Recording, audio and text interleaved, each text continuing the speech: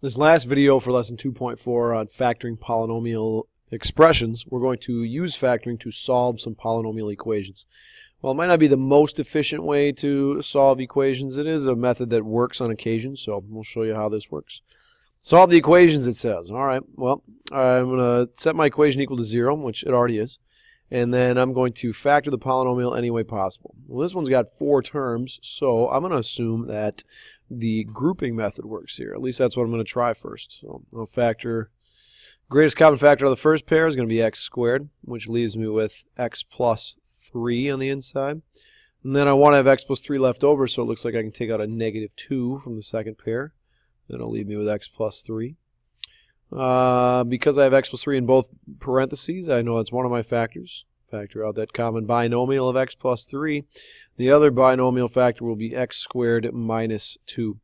Now, the thing to remember is that since I'm asked to solve, I want to know what makes these two things equal 0. So that would be using the zero product property. If I can make the one part equal 0 or the other part equal 0, the whole thing's going to equal 0.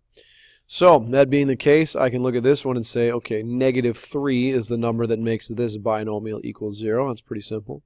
Now the other one, x squared minus 2. How do I make this equal 0? Well, if I can imagine to solve this equation equal to 0, I would add 2, and then I would take the square root of both sides. So in this case, x is going to be both the positive and the negative square root of 2. And I was able to find all 3 of these answers by factoring my expression first. I'll just make a note that this was x cubed and there were 3 answers. Keep that in mind. I want to do the next one. I've got x to the 5th plus 4x equals 5x cubed. My first step is to set the equation equal to 0. I'll do that by subtracting 5x cubed from both sides.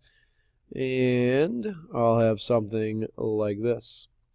X to the 5th minus 5x cubed plus 4x equals 0. All right.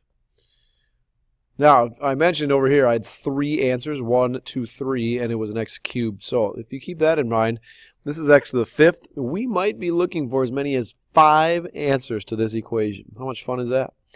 So my next step, because it's set equal to 0, is to factor this polynomial any way possible.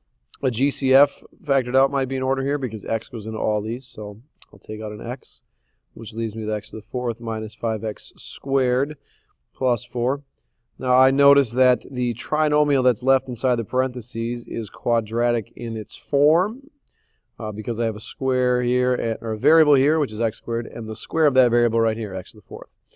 Now I could use the British method, but this is one that I think I could probably guess and check because it starts with x to the 4th, not a number before x to the 4th. So I know that the first term in each of these will need to be x squared because when I multiply them together, they'll have to be x to the 4th.